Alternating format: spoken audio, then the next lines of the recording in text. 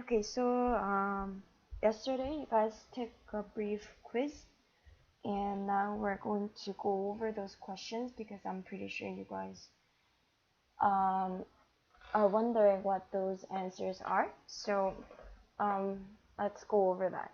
And for those people who came in today for the first time, just look over these questions and um, let's just see because I I just gave it to everyone to see how well you are with math, and there is no other purpose than just that. So let's go over this.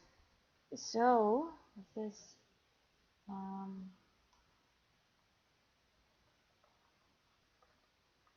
quiz review. All right, so okay, number one says, how many different ways can five people stand in an ordered line? All right, so our purpose is to line five people in a line, right? So if you let's just think about this. Let's just name these five people A, B, C, D, E, and F. E. No, that's it, right? A, B, C, D, and E. All right. So these five people. This could be one way, right? Another way could be what A, B, C, E, D, right? Another way could be A, B, C. No, let's okay. So A, B. Hmm. C.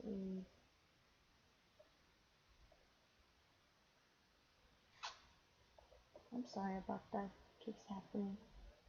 To figure this out. So A, B. What else is there?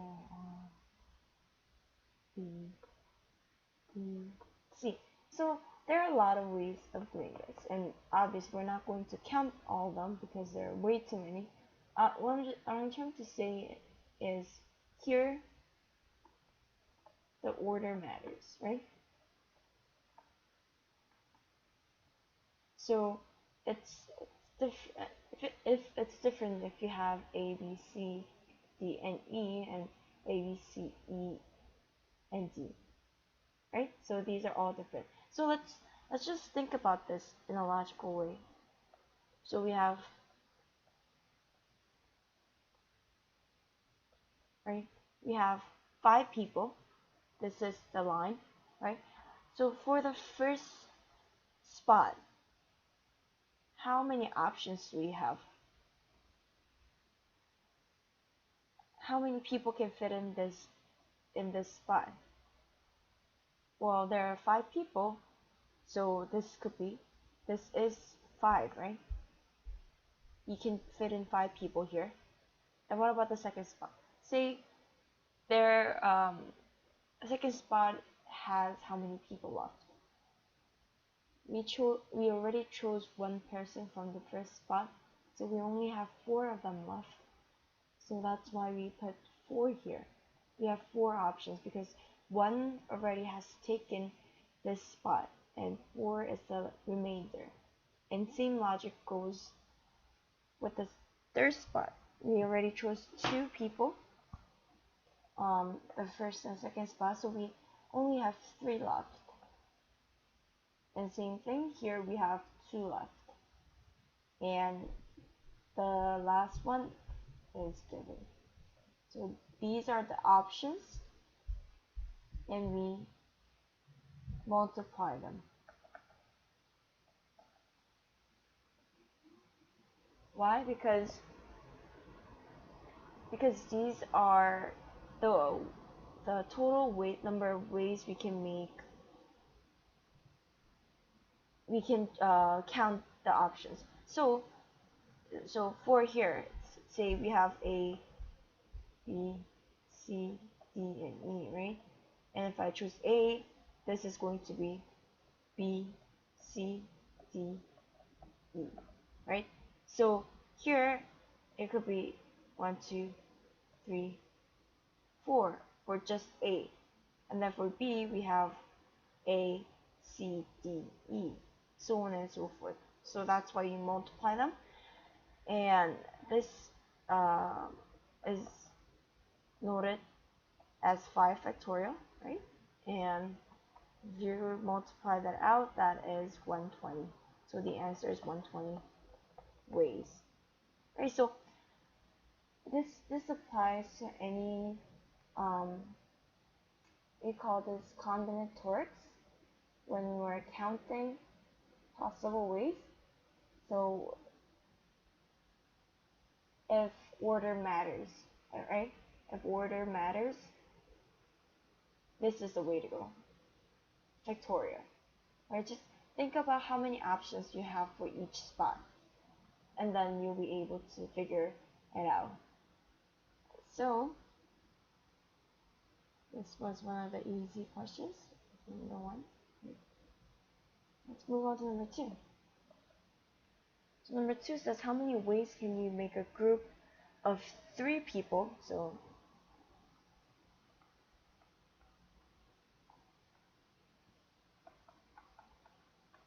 out of 5 people,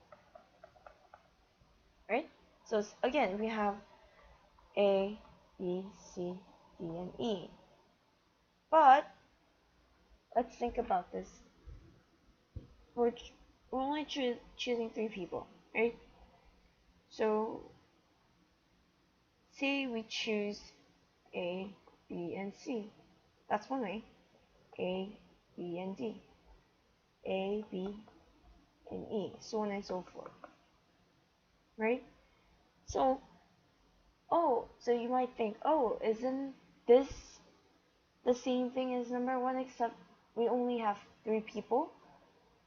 So you might be tempted to do this. So for the first spot, we have 5 options. And for the second spot, we have 4 options. And for the third spot, we have 3 options. And then you will multiply them because these are the options for each spot, right? And you would get, what is it, 60? Okay, so I have one problem with this. So my problem is, say we have 5 options. So if we have A, B, C, D, and E, and then we have here, let me just write this down as this. Again, I'm gonna explain why I put this here. So if I choose A here, let me choose the color. So if I choose A here, I can choose B, and say I chose C for the third spot. And let's compare this with another example, another group. So let's just say we chose C. No, let's say we chose B for the first one, and for the second one, say we chose C, and for the third one we chose A. All right. Some of you might know what I'm going with this. Just choose pink. No, it's not choosing. Just choose pink. So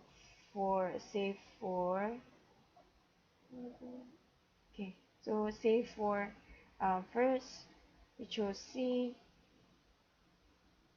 A, and B. Okay. So let me just write this out.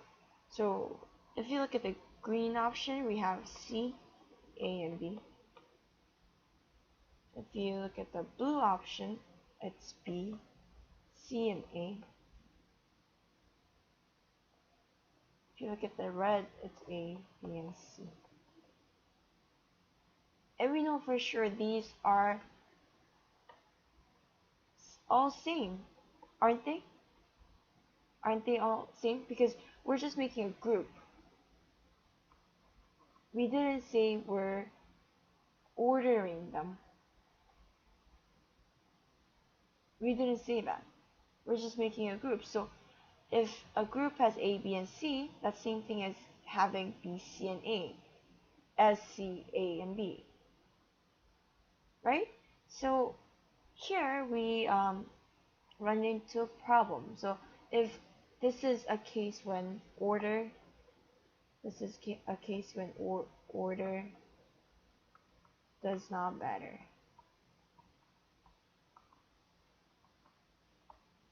Okay, so here the order doesn't matter, obviously. A, B, C, same thing as B, C, A, as C, A, B, right? So we have to take this into account.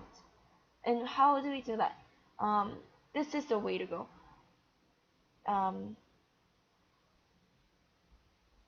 So how many ways can we make these three different orders of these three? So 3, that's what we learned before, which is, so how many ways can you make an ordered triplet, right?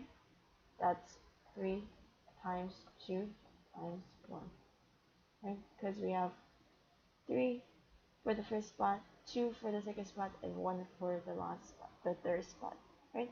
So what this is saying is that we have 6 ways of making a same group. So it would be ABC, BCA, BAC, CAB, CBA. If you count them all, it's going to be 6. And what do we do with this number? We simply divide. So this is the total number, right? We divide this number by the number of ways you can make an ordered triplet, and that's 6. So the answer is 10, not 60. And I'm going to show you an easier way to do this. This is the logic behind it, but whenever we have we call this combination, right? When order doesn't matter.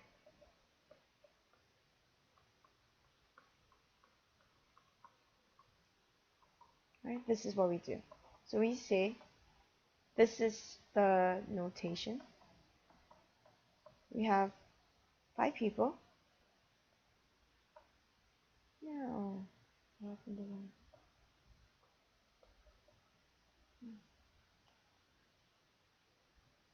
Okay.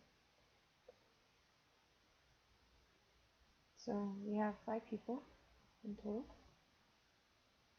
Oh.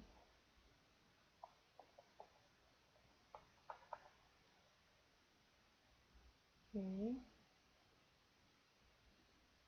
Not sure if this is doing.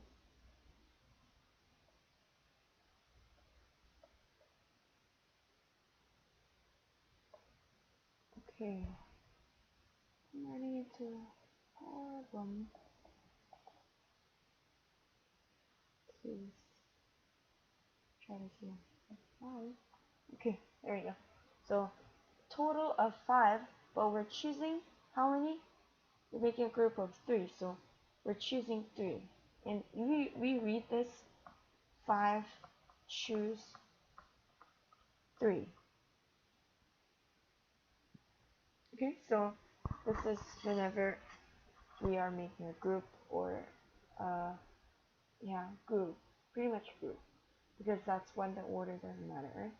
And this is the way to write it down. So we have, this is 5 factorial over 3 factorial times 2 factorial. Okay, so this is for anything that when order doesn't matter. So see, let's see. So we have 5. Oh, okay.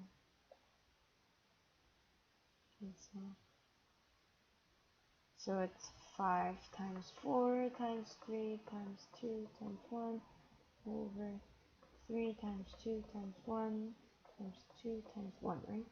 So here 3 to 1 cancels out, 3 to 1. Then we have 5 times 4 over 2, which is again 10. So in a general form,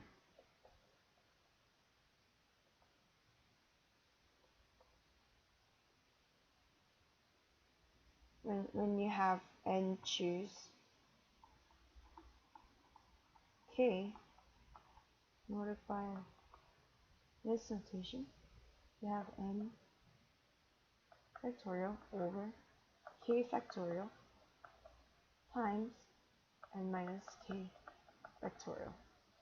So this is when order doesn't matter. Doesn't matter. Okay, so this is the formula. Okay, so that was number 2. Let's keep moving. Let's go to number 3 now. Okay. Number 3. Oops. 3 is, this is a really easy problem. I apologize. So it says 25% of 600 equals 15% of what number? Okay, so it says 25% of 600 equals 15% of what number? And we're going to notify x. So this is pretty simple, right? 25% excuse me, is 0.25 times 600 equals of always means multiply, right? 15.15 of multiply x, right? So if we do this, if we solve for it, if we this is what is this, for 150 and 0.15x, and if you divide, you get x equals 1,000. This was a very simple problem, right? Okay, so moving on to number 4, is the average of x, so average of 3 and x,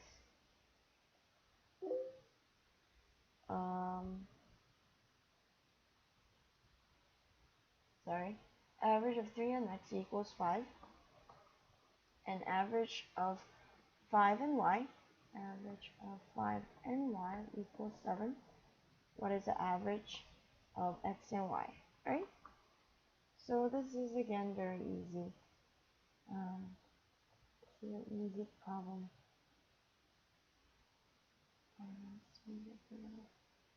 Okay, so here here average is always the number divided by the number of entries, so 2 equals 5, 5 plus 5 over 2 equals 7. We're looking for average of x and y, so that's x plus y over 2, right? That's what we're looking for.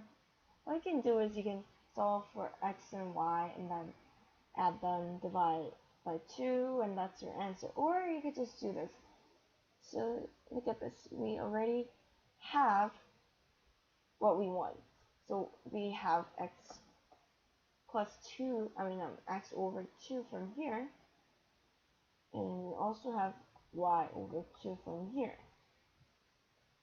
So we can do x over 2 equals 5 minus 1.5, that's 3 over 2, right? So that's what? 3.5. Here, same thing. Y over 2 equals 7 minus 2.5, which equals 4. 4.5, right? And we just add them because that's what we're looking for, x over 2 and y over 2. And so that comes out to be 3.5 plus 4.5, which is 8. Okay.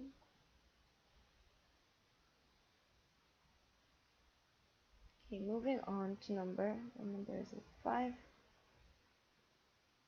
Okay, so, oops, I did it again. Number 5. Using the digits 1, 2, 5, and 9 exactly once in each number, what is the difference between the largest and the smallest number that can be formed? And so, largest number always has the largest number in the farthest to your left, right? So the largest number is 9,521, and the smallest, just reverse this, right? Minus 1,259, and that comes out to be 8262. So this is the answer.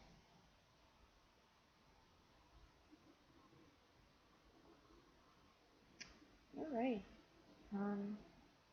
Let's move on to number 6.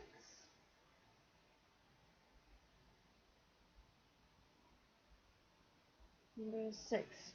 Does no, that's x squared minus y squared equals 9, and x minus y equals 1. What is the value of x plus y? Okay, so this is a very easy problem if you know the factoring. So how do we factor the difference between perfect square? So we have x squared minus y squared. I'm pretty sure everyone knows this, right? I'm sorry, this is a very basic problem. That's x plus y times x minus y, right? Equals y. Since we are given this, that's 1, right? X plus y is, this is the variable that we're looking for. So that since this is 1, x plus y has to be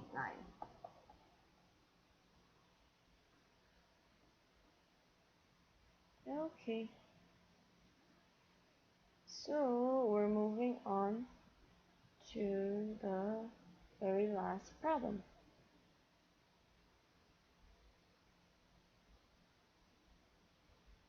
Okay, let me just find the problem.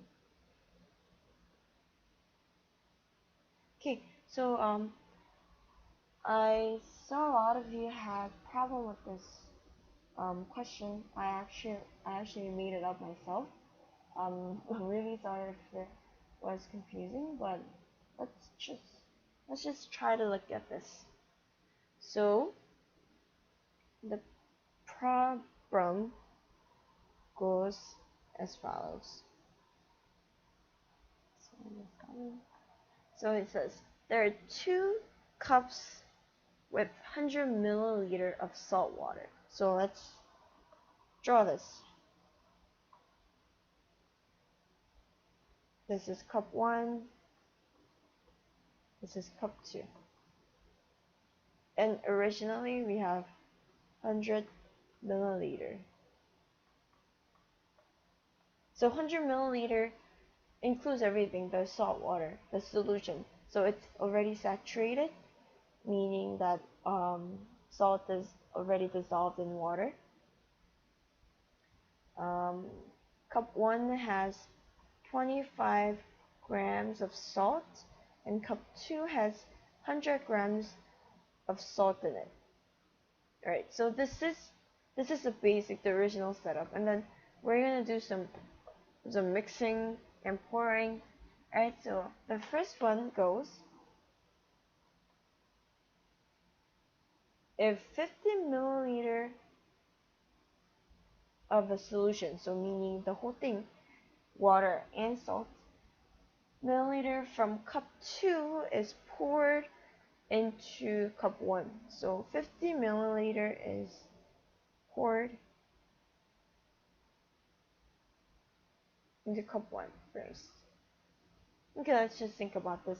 So 50 milliliter, this is representing the salt water, not just water, but salt water.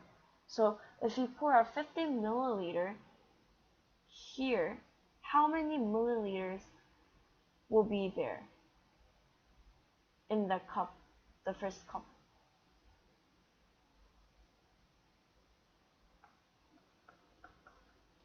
Well, we're adding 50 milliliter, so that makes it 150 milliliter, right?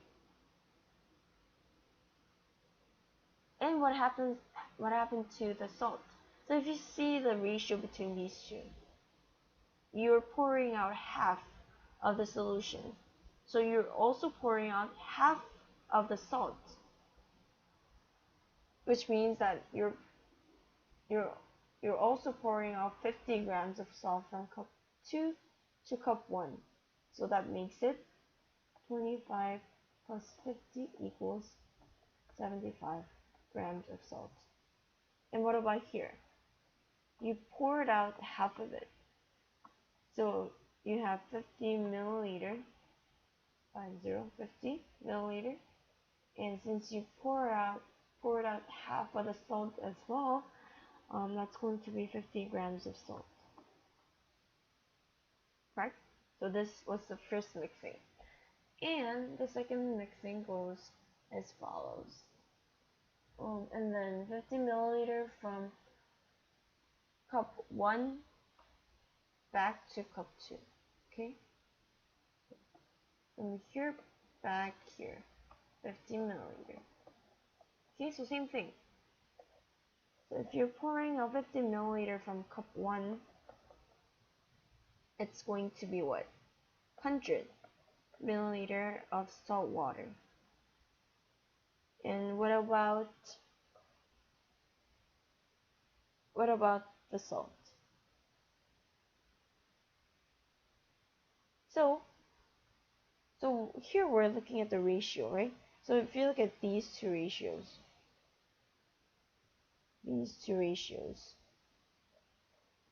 how much are you pouring into? So you're just here now. It's not half anymore. It's 1/3, right? 50 and 150. So you're pouring out half, no, 1/3 of it to cup 2. So if you subtract this amount, you're gonna have 100 milliliter, right? And let's do this simultaneous. And cup 2 now has 50 plus 50 equals 100 milliliter. And if we're pouring out 1/3 of the salt amount, 1/3 of 75 is 25. So if you add that here, that's going to be what? 75. And because we poured out 25, so 50 plus 25 equals this, right? And what about here? If you poured out 1/3 of it, that's 25. 75 minus 25 equals 50 grams. Okay, so this is the final setup. And it's asking for the ratio of salt in 2 cups, these 2 cups. Right, oh, I didn't specify the order.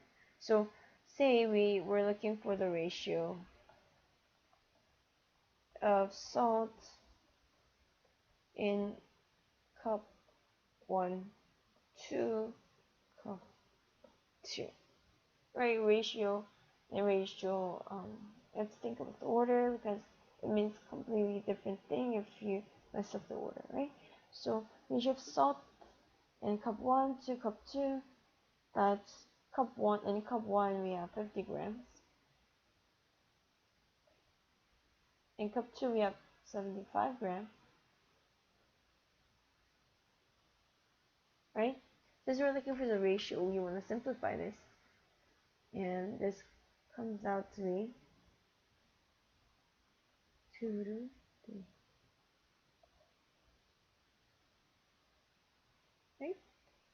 So that's the answer for number 7. And I believe that was it for um, the quiz. So these are the 7 questions. Please, if you have any questions about these solutions, please write it down so I can answer those questions during Q&A session when we do the Skype.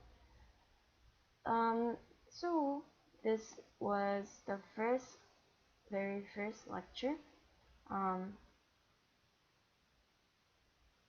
Alright, so for homework, there are going to be some problems similar to the quiz. So just to tell you a little bit about statistics and how these are relevant. I try to pick out the type of questions that are relevant to statistics, because obviously we're not going to use calculus in this class. I mean, statistics requires calculus later on, but not for this class. So I only tested the topics that are going to be used in class. So that's ratio, because we'll be using percentages and ratios. That's the basic. And also we have probability. Probability is we're looking at the chance. So if you're given a poker hand, then how likely are you to win the game, right? So those are the chances, and we do look at that, and probability is a big part of statistics. So I want you to be aware of it, and I just wanted to know what level you're in math, because probability is pretty, I would say it's one of the toughest and hardest topics, because you have to think outside of the box, and sometimes you have to be creative, for sure. So I wanted to test that out. Since we have went over these topics, and these are called, let me write it down. We call this combinatorial. Right, these counting problems, and this is a big part of big part of probability, which is a big chunk of statistics. Right, so please, for your homework, I want you to work on those problems